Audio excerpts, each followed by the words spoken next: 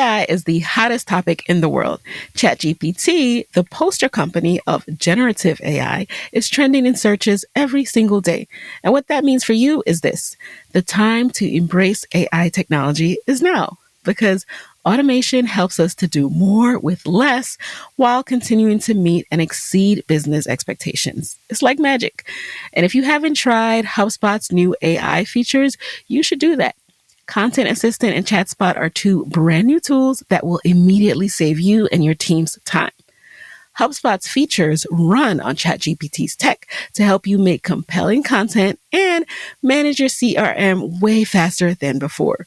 We're talking writing ad copy, data analytics, workflow automations, all with a chat command. So work smarter, not harder, and find out more about how to use AI to grow your business at HubSpot.com/artificial intelligence. You're listening to Side Hustle Pro, the podcast that teaches you to build and grow your side hustle from passion project to profitable business. And I'm your host, Nicaila Matthews-Okome.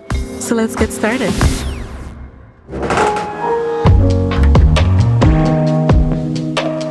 Hey friends, welcome back to the show. It's Nicaila here, back with another episode of Side Hustle Pro. And today in the guest chair, I have an update episode with episode 167 guest, Rochelle Porter. Rochelle is the founder of Rochelle Porter Design, RPD, a lifestyle brand and design house specializing in thoughtfully made home and fashion textiles. She is back with so much more wisdom and knowledge about how to run this kind of business. In today's episode, she shares how she pivoted from full-time corporate employee with a side hustle to full-time entrepreneur since she was last on the podcast in 2019. She also shares how she was able to launch home decor collections in major retailers like Nordstrom, Macy's, Wayfair, etc. And she shares her advice to fellow retail entrepreneurs on everything from printing on demand to funding your business. So let's get right into it.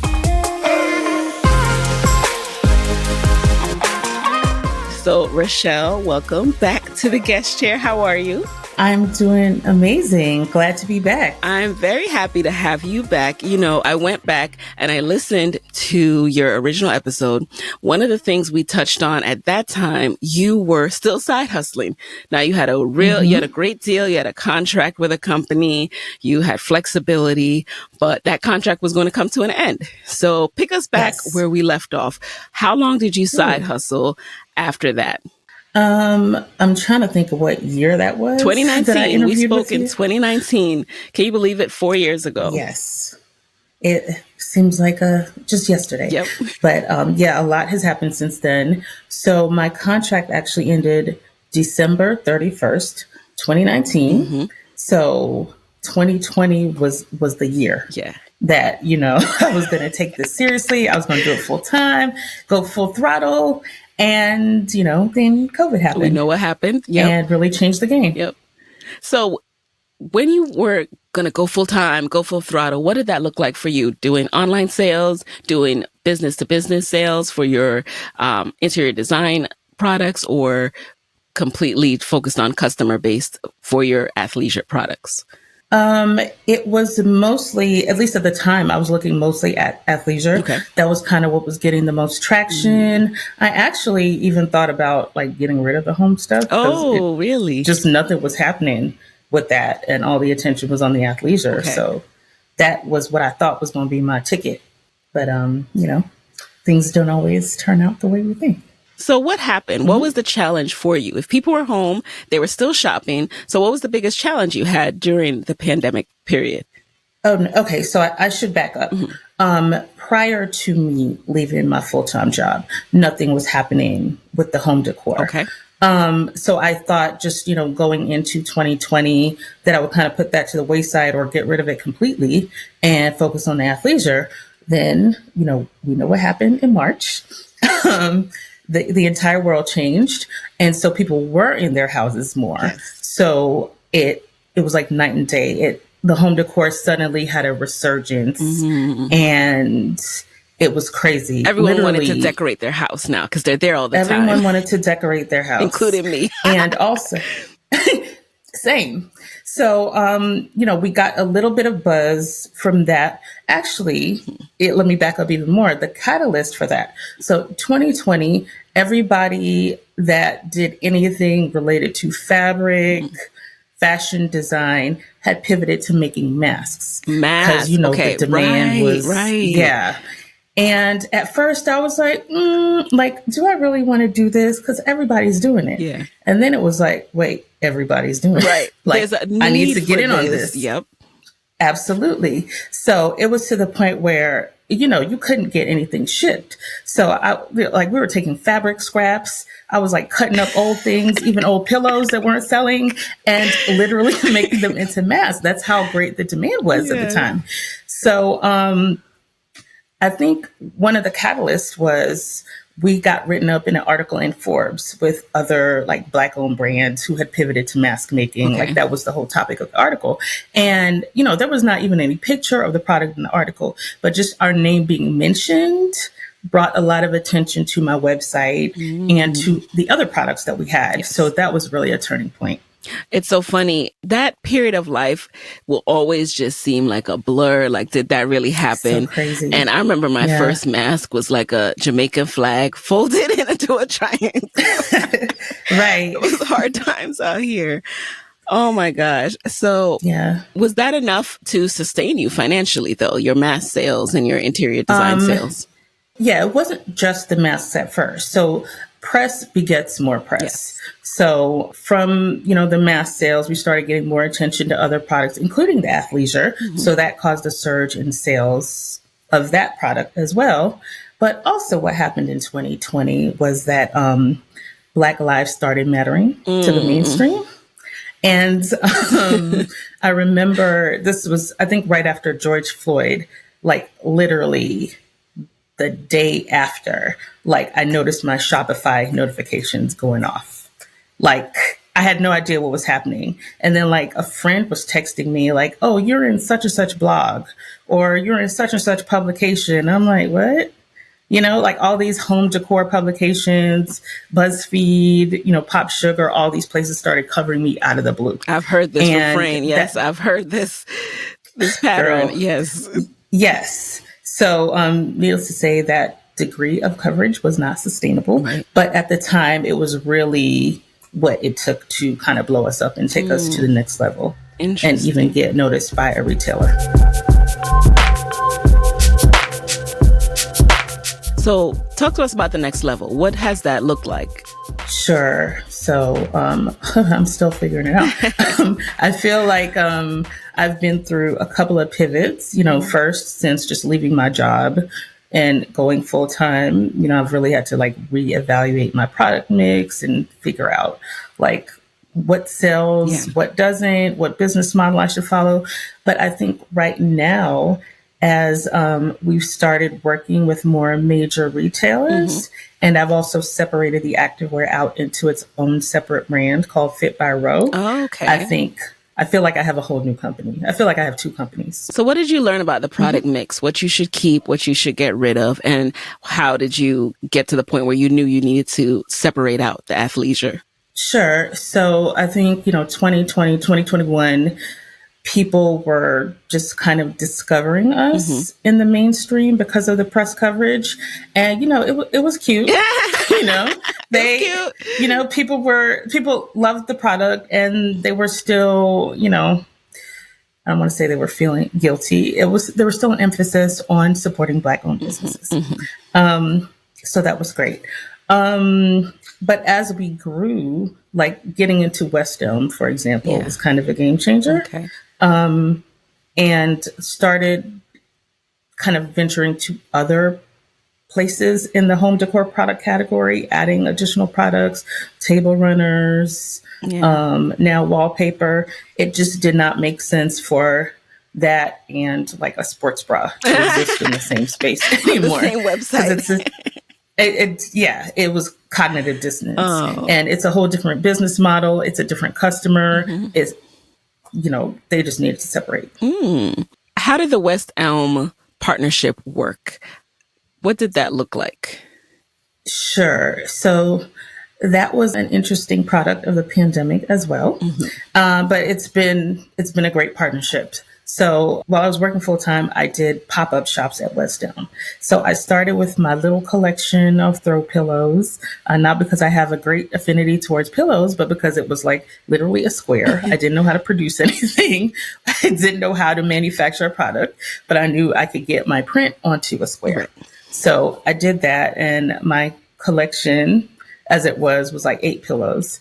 And I heard that West Elm had pop-up shops at their local stores. So I was like, like, let me see how that works. So I went into my local West Elm, showed them my product. They liked it. And I did pop-up shops, on and off for a couple of years while I was still working full time. It wasn't like wildly profitable or anything, but it was a good way to test the market and to, really see how people responded to my product, what feedback they had. Yeah. So it was cool. And they let me do whatever I want in their store for a few hours. So that was great. And I just kind of maintained that relationship with the staff at these West Elm stores. And there were different stores throughout Atlanta, and I did one in New York as well. Okay. So I was able to, meet people from a bunch of different stores and build those relationships. Then, 2020 came about. And I don't know if you're familiar with the 15% pledge. I've heard about it, but the actual meat of it escapes me at the moment. So explain it. Sure. So it was started by the designer Aurora James. Okay. And, while the whole George Floyd murder happened, like big brands were asking, what can we do? How can we support Black-owned businesses? And she was like, well, here's what you can do. Since Black people comprise roughly 15% of the population, our products should be 15% of what's on your shelves. So a few large retailers took the pledge. West Elm was one of the first ones. And being that I already had this relationship that I had established with them over a few years, it was just kind of a seamless transition for my products as they evolved to be on westelm.com. What did that require of you to fulfill orders on westelm.com? Oh, girl.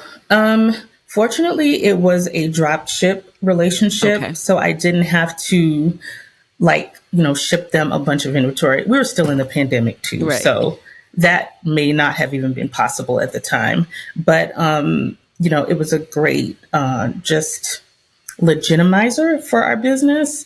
Like, even though it was the same products I had been making, that had been on my site for a couple of years, the fact that it's associated with West Elm. And you can get it on their website. That's amazing.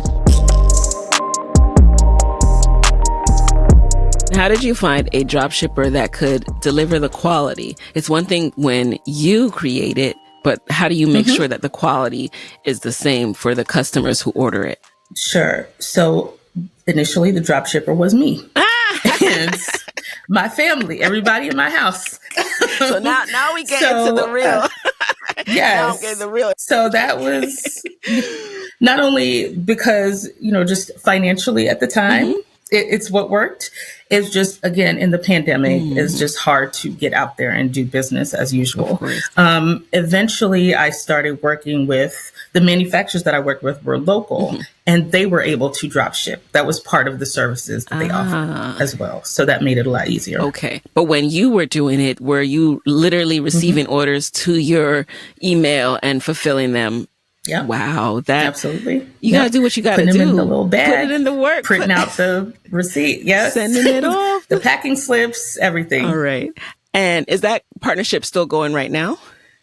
It is. So would you say that's like a big part of your revenue stream right now, or is what you're doing with expanding to wallpaper and then, of course, the athleisure division also a really important mix? I would say in the first year or two of the West Elm partnership, it was probably like 30 or 40% of our revenue. That's kind of tapered off as the years have gone by, and as there has been less emphasis on programs for minority-owned brands. I could say a lot about that, but I won't. But expanding to other retailers is definitely a big driver of revenue. Wallpaper is very new, but the few engagements, the few sales that we've had, have been, just a larger volume and a much better margin than any of the commercial products that we have. What made you decide to expand into one more product space? Girl, I mean, my philosophy has always been, if it can have a print on it, I'm gonna put a print on it. So, I mean, and that was the goal from the beginning. Yeah. It's just a matter of what makes sense to do when, because I'm not a home decor designer. I'm not a fashion designer. Mm-hmm. I am an artist. I'm a surface pattern designer, as they call it, and I feel like my work and my aesthetic has a versatility to go on any type of product. And the ultimate goal is to, just create a lifestyle moment, to be a full-fledged lifestyle brand. I love that. And what I love about, you and catching up with you is just looking back at where you've come from. When we talked in 2019, we talked about the importance of just understanding what you need at different moments in this entrepreneurship journey. Mm-hmm. And at the time, you were very aware that there are times when I need to get a job, but it has to be a specific type of job, right? You can't get this job that's expecting you to stay there for 20 years because you had an opportunity to do a role like that. But you understand when it's time to get a capital infusion because you fund your business. Mm-hmm. You fund it yourself. Absolutely. Have you had thoughts of that since leaving this last time? I'm like, when do I not have thoughts of that? So, me too. I'm like, what could I do that's easy? Sometimes I'm like... Girl. So, I mean, mm-hmm. we definitely want the capital. We need the capital to scale into this, lifestyle behemoth that I hope to be. But, I've bootstrapped from day one. Yes. And that has worked up to this point. But in order to scale where I need to be, is just not sustainable. Mm. And, at a certain point, you run out of your own money. Yep. And also the people who really succeed in this field that I know of, they use other people's money. So we're definitely looking into right now as non-dilutive as possible. Right. Means of getting capital. Mm-hmm. We've had a few grants, we won some pitch competitions. So that, was a little bit of capital infusion, but to get where I need to be, we need to seriously start thinking about like strategic partners and investors. And where do you need to be? Where do you see yourself and what do you see yourself needing more cash for? So hiring is like number one right now. I mean, I'm the only full-time employee still. Okay. I have a team of about 4 contractors that I work with regularly, and they do everything from production to sampling to my publicist, to my virtual assistant, and that's all well and good. But in order for me to really do this CEO thing for real and not just be a founder / CEO, and to really focus on the strategic vision and the mission of my business, I'm going to need somebody else to put out fires here and there or to do other high level tasks that I find myself doing.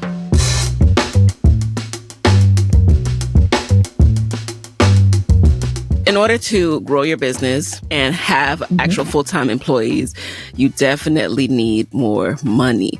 I'm glad you bring that up because it's a scary and huge transition in business as an entrepreneur to go from solopreneur working with contractors to I'm going to hire someone full-time, because that is a commitment. Like every week or every 2 weeks when I run payroll, you're going to get paid. Benefits, there are going to be some benefits there. There's some incentive for you to want to work for me. Whew, I too am not there yet. So, you're preaching to the choir here. We're working it out, guys. As we work it out, we'll share more with you that you're pursuing. What are some ways that you are exploring that? And, what are you finding is available to entrepreneurs like yourself? Sure. There's very little available. If you're a non-tech company, especially, there's not a whole lot there. I've been in 5011 programs, accelerators, incubators. Some have been more valuable than others. Some come with a check and others don't. But I have found, I won't name it, but there is a particular funding source that's associated with one of the retailers that we're working with. that is really not just, amenable Mm-hmm. to a business like mine, but it's strategic. Like I'm working with somebody who is like a retail giant, Okay. who knows my business, who knows what we need. Okay. So that's the one that we're pursuing right now. Oh, okay. And you can't Yeah. say that for business reasons, for I can't legal say it reasons. Okay. yet. Okay. Yeah. Not yet. Okay. All right. All right. But I mean, that you might be able to figure I it out. know, but based on your partners, we'll Yeah. do that later. We'll separate out Yes. that question though, so it's not too. Sure.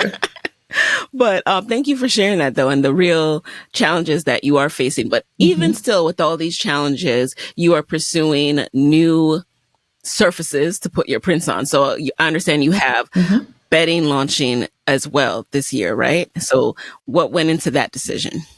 So we are working with a manufacturer slash licensee, which was a huge part of how we were able to scale into mass retail. Okay. So we're currently we're in store at Home Goods, and we're online at Macy's, Nordstrom, Amazon, Love it. Wayfair, and a Love few it. others. So that definitely changed the game. Licensing was the avenue that we chose for that because it just allows us to scale very quickly. Yep. Yep. It allows us to create a great quality product. So the company that we work with also works with like Tommy Hilfiger and Martha Stewart. So they know what they're doing. Martha Stewart, They that's have a good manufacturing. Exactly. So I'm like, Okay, if you could do it for Martha, you could do it for let me me. absorb a Yeah. little bit of that. Exactly. So, they have manufacturing facilities all over the world. So, if the beach towels are made in El Salvador, it's because El Salvador is the best place to make beach Okay. towels. If the throws are made in Pakistan, it's because they have that expertise. Got it. So I'm really able to leverage that without some huge initial capital investment through the licensing Yeah. model. What does that actually mean, though, the licensing model when it comes to retail Sure. and what you do? So in my particular case, and it varies, by company or just by the arrangement you have with a particular company. So my company has long-standing relationships with all those retailers I mentioned, Yes. like Macy's, Nordstrom, what have you. And they're also kind of a giant in bedding Okay. and home decor in general. So what they do is they really take all the risk up front. So they, I design the product, we work on product development, pick out the fabrics, the colors, so to speak. And then, it gets manufactured. Okay. And then they pitch me at all these markets. Okay. These trade specific markets around the country. And, Macy's will decide that they want to bite. Home Goods will decide that they want to order Yep. X amount of units of this product. And it gets manufactured and stocked in the stores. I get paid quarterly via a royalty arrangement. Okay. So because it's, I didn't put a lot up front, I get a percentage of the total revenue. But a good percentage, right? A solid percentage. A decent enough percentage, given that it's, they're able to put it in multiple doors and multiple websites. Yes. And you can rely on that quarterly payment being on time. Yes. Good. You don't always know how much it is, but you Okay. can definitely rely on it. Oh, that's interesting. So there's no like back end system that kind of shows, because I know sales are tricky. And this is why retail sometimes intimidates me. You have returns, you have all this other, you have these moving parts. That's good to know. And if someone else is trying to get into places like Nordstrom and West Elm, and it's a different time now, right? Now everyone's taking the 15% pledge anymore. They're not. Where can they begin? There are a few ways to begin. With the licensing, that was just through relationships that I had with people in the retail industry. So I would say relationships are number one. They're paramount to anything I've been able to do successfully in my business. But there are a number of ways to get into major retailers. You definitely have to have your product assortment like down pat. You have to know who the retailer is. You have to know who their customer is. You have to, back to front. You have to know your numbers as well and be able to project. I think someone told me, like, if you want to sell on Macy's.com, for example, they look for businesses that can generate minimum like 2K a month Okay. on their website. That's it? That's just for Macy's. Okay. I mean, it's like the bare minimum. Yeah. You need to consistently generate that. And of course, it varies by product too. Right. 2K a month for a pillow Right. may not be, that much, Right. but, if you're selling a product that costs $10, Yeah. So there's the licensing model. There's going to trade shows, getting to know the actual retailers. Making relationships.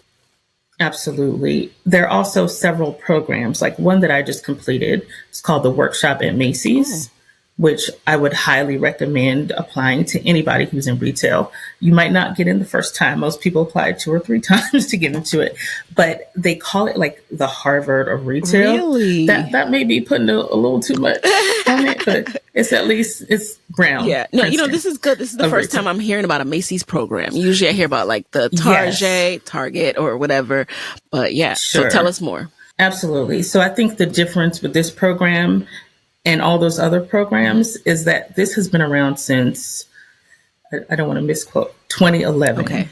All these other programs cropped up in 2020 as a reaction or a response. So they've been invested in working with minority and women-owned businesses for years. So it's the best established program, I think, and they give you real tangible information that you can use. Yes. And it's also, there's no guarantee, but it's a roadmap to getting into Macy's and other retailers. Okay. That is awesome. Thank you for sharing all those tips that people can use if they want to get their retail brand into retailers. CEO School, hosted by Sanera Madani, is brought to you by the HubSpot Podcast Network, the audio destination for business professionals. CEO School is committed to closing the gap and helping more women level up by sharing stories and strategies from powerful women in leadership. Because as Sanera likes to say, nothing bad happens when women make more money. I was recently checking out her episode, The Big Pitch, and in this episode, Sanera teaches the ins and outs of a professional, concise, and attention-grabbing PR pitch. So you get to learn the power of third-party validation through earned media, as Sanera shares insider tips on making your brand shine and how to establish yourself as a thought leader by harnessing the incredible influence of publishing your own content. So listen to CEO School wherever you get your podcasts.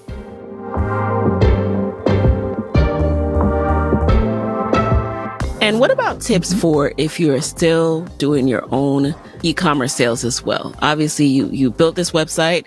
You want that to be successful as well. How are you making sure that thrives? Great question. So that's even something that I'm pivoting on as we speak.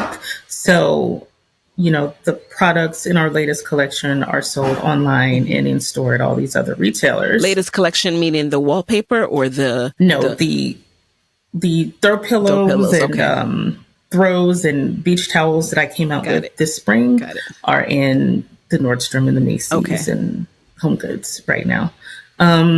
This was my first time, collaborating with my current manufacturer to do a collection like this. And I'm now having to think about, do I want to stock these products on my website as well? Because I currently don't. You can't go to RochellePorter.com and get those items. You can get our legacy products on there. Or is that going to be cannibalizing what I already have? So it's always a cost-benefit analysis with that. And do these programs that you've been a part of give you any advice on that? Like once you get into retail, how do you manage that on your own website? I personally haven't gotten advice on that specific topic. I'm sure it's available in the programs, but honestly, I think it's a case by case basis. Product line by product line.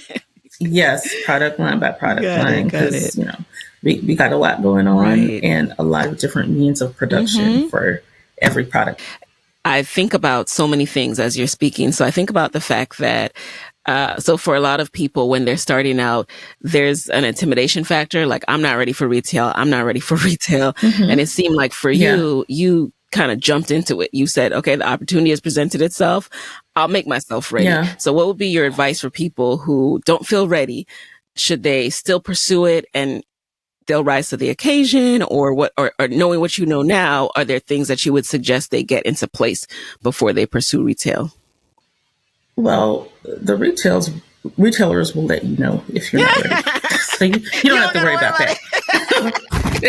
That should not be your concern whatsoever. Okay. But yeah, do everything you can now to, boost your sales as much as possible. Okay. I would say even like press has been a great catalyst for me to get the attention of retailers. Just as much as you can do to create buzz on your own for your product, do that. And when you say, that will even eclipse sales sometimes. And what about the audience factor, the community factor, your email list factor? How has that driven traffic to the retailers and helped you perform well when you enter into these partnerships? Sure. I mean, our audience is everything. Seriously, establish that relationship early. Keep in touch with them often. I don't have a specific VIP program per se, but like they know who they are. I mean, like, these are the people who, while I'm not super accessible to everybody, like they've emailed me specifically about product or, like, hey, have you tried this? Every time I do a survey or a focus group, they're the people that I contact. So got it. Yeah, your audience is everything. So start building it early and just maintain that relationship. How do you do your focus groups? We pick, and of course, it varies product to product, but I'm able to see just from, like our Shopify sales, for example, who bought what, who's the repeat customer that's buying every new product that comes out. That's the person we target because we want to 10x, 100x that person. So, I have advisors that I work with for marketing specifically and market research. And we just ask very specific pointed questions of those people and actually make changes based on that. So you send a survey to those people or just email them? Sometimes it's a survey. Sometimes it's a phone conversation. They've become sort of like my customer advisory board. Nice. So these are people that I talk to quarterly for like maybe 30 minutes or so. And, maybe like I'll give them an incentive, like a coupon or something for participating. But honestly, they would do it for free because they're true fans of the brand. I love this high touch approach. Really want to see us succeed. This was very, very informative. I love this high touch approach. Yeah, how sustainable that is as we grow. Well, it's helpful now. We'll see.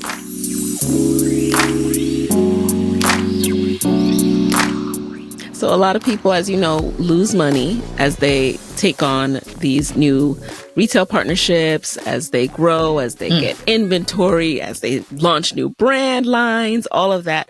What has been your experience profit-wise, breaking even? Are you profitable, breaking even, or still getting there? Sure. So while I would say there's things I definitely regret spending money on, we have been profitable since the beginning. It, hasn't always been a huge profit, but we have been profitable. And that's because, at least up to this point, I've done things in a fairly low risk way. So with the activewear, for example, it's print on demand. So that's immediately profitable. Once a customer makes a payment, part of that payment goes to the production of the product and the rest of it goes back into the business. So, without me having to really expend anything to get the product made. So, I mean, that initially was just because, I just didn't have the capital. But going forward, we are a sustainable company. We prioritize ethical production. We want to reduce waste. So I don't want to create a bunch of stuff that, that I'm going to be sitting on dead inventory or it's going to be rotting in a warehouse or polluting the environment in a landfill. So that was a twofold benefit of the print on demand model. But again, very low risk. We're able to pivot. If a print doesn't work, we can get rid of it. If we want to introduce a new print, I can do that tomorrow. without having to, stage a huge campaign. Got it. So there's that. Initially, with the home decor, I produced in small batches. That's because I only had small batch money at the time. And I also used local factories because the community is also a huge part of our brand ethos. So in Atlanta, we have a large refugee and asylee community. And I worked with an organization that actually, trains these women and gives them job skills, particularly in sewing. And once they graduate, they're able to work for commercial companies. So not only were they able to do a great job in creating the products, and they were really very low minimums to work with that factory, you also create opportunities for people in the community. So that was a win-win, and also very low risk.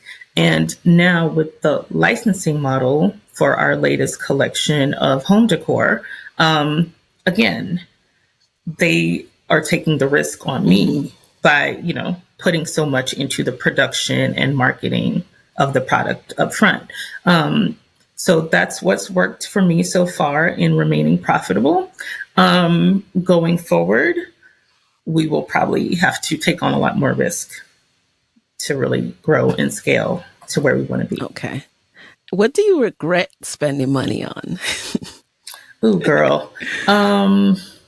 It's mostly advertising and digital marketing related. Ooh. So, yes. So I worked, and I know digital marketing is, a beast in and of itself, and it involves a lot of experimentation. And I know that up front, but there's a thin line between experimenting and you just wasting my money. So, we worked with a lot of firms that just didn't get our brand. Like this one particular agency that I worked with, they were suggesting specifically for activewear, like that I have like a perpetual sale, and I put all these like widgets on my website and, all these, right, pop-ups. And I'm like, that's not what we do. And he was like, well, Fashion Nova does that and they get sales. I'm like, the fact that you mentioned me and Fashion Nova in the same sentence. You don't get it. Yeah, you don't get it. So there was that. I've hired copywriters that came highly recommended, whose subjects and verbs didn't agree. Just, it's a learning lesson. It's a learning curve. It's a learning curve for sure. Yes. And marketing, it's one of those things. Everybody is so overwhelmed by it. They tend to hire out for it quickly, but then there are a lot of people out here just doing they're just doing anything. Yeah. And I think my mistake was thinking I could just like throw money at it and, it would magically come together. But in the beginning, when you're establishing a brand, like you're in it, even though I'm not the one creating every ad, like I'm, a vital part of the content creation and just the heart and the ethos of the brand to the public. Right. So what's working for you marketing wise nowadays? So, we do the typical, social marketing, digital marketing, email outreach. Ironically, LinkedIn is our most engaged social channel. Interesting. I don't get it. I guess it's going to depend what kind of stories you tell on LinkedIn, like what kind of posts that you have there. That's true. I just, everybody assumes, myself included, that as a visual brand, Instagram or Pinterest. No, like LinkedIn is where we get the most attention. And, even gotten sales and relationships off of LinkedIn. So I like, if it ain't broke, don't I'm going to keep using it. But through our license, we have the benefit of actually leveraging their kind of marketing prowess. So, we're able to do like giveaways and get reviews that are able to be kind of circulated throughout all the platforms. So if somebody reviews us on Nordstrom, it also appears on Macy's and Wayfair, for example. So that's been a huge help in marketing. And also press has been huge for us. And press is usually considered PR. But honestly, being on the, 10 best pairs of leggings list on BuzzFeed or Oprah Daily has really been a big generator of I sales. can imagine. I mean, yeah, that's vouching, that's validation. You're getting a stamp of approval there.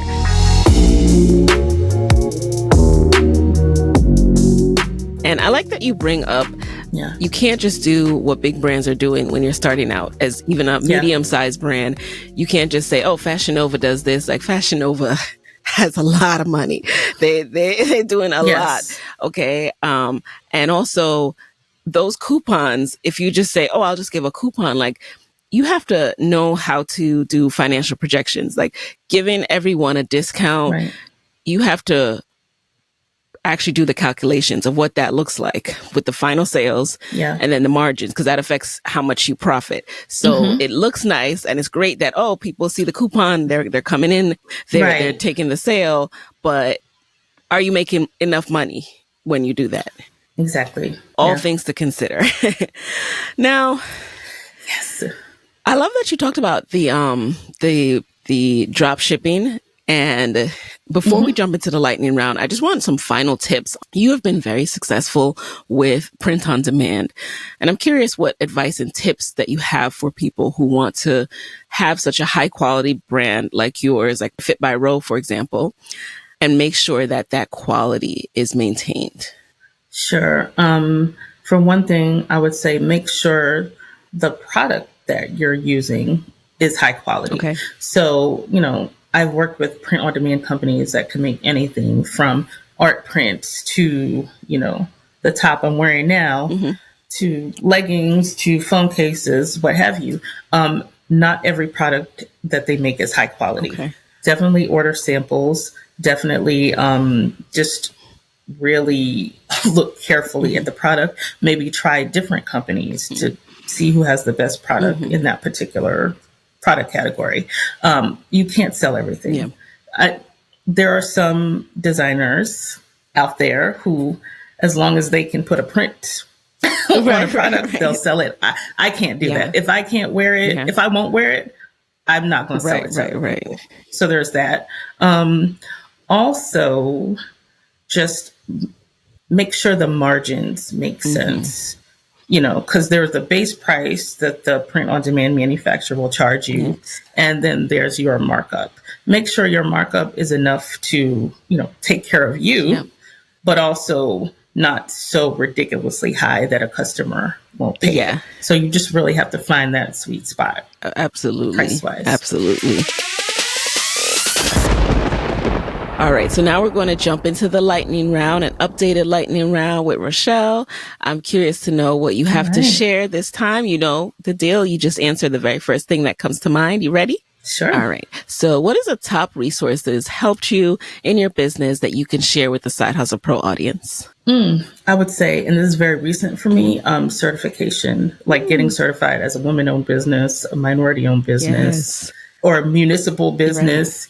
This will open doors for you. It'll give you access to being on supplier lists, partnering with larger entities that may want to have you as a subcontractor.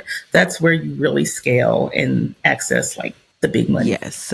And how do you begin with that? You go to the minority owned business website? Yes, you can go to MBW. I think for minorities, it's I'll make sure to link that, you guys. Yes, please I just do. wanted to make sure you guys know know the acronyms. Where to get started. So we'll make sure to link that for you. There's so many acronyms. That's why I get you track. But definitely, We Bank for women-owned businesses, and I think the MSDC for minority-owned businesses are the two big ones. And not to extend the lightning round, but I'm glad you bring this up. So what that does is when people are looking to work with a minority-owned business, they go to the directory. They know you're listed there. So now you're being discovered more. So that's opening doors for you with corporations and entities and things like that. All right, back to lightning round. Number 2. Who is a non-celebrity Black woman entrepreneur who you would want to switch places with for a day, and why? Justina Blakeney of the Jungalow is probably, while there's no model of the business that I'm creating, she's probably the closest thing to, what I want to look like within a year or 2, 3. So I love the way that she has been able to, over her very long career, probably like 20 plus years, to partner with these really large brands while still maintaining her, very unique aesthetic and seemingly her values. Yes. So love that. Number 3, what is a non-negotiable part of your day these days? Silence. I need to be able to sit for like the first 15 to 30 minutes of the day and just like not talk to nobody, just be Not hear with your my own sounds. thoughts. Yes. Yes. I mean, as a creative person, I have a lot of ideas and sometimes you're scattered. Yep. So if I'm not able to sit there and just like streamline my own thoughts for a minute, like my whole day could be shot. So I hear you. That's critical. Number 4, what is a personal trait that has helped you significantly in business? Following up, sending a note. If you meet somebody at an event, we send that LinkedIn request and we never hear from them again. Like follow through, up, touch base, follow through, send a card, send a note. Yeah. Some of the best and biggest opportunities that I've had, that I currently have, are because I maintained a relationship with somebody. Love that and sometimes reminder. It's taken years to realize, but we all need that reminder, including me. Yes. Sometimes I hate talking to people, believe it or not. Yes. I'm like, oh no, I don't know what to say. All right. Email, right? Yeah.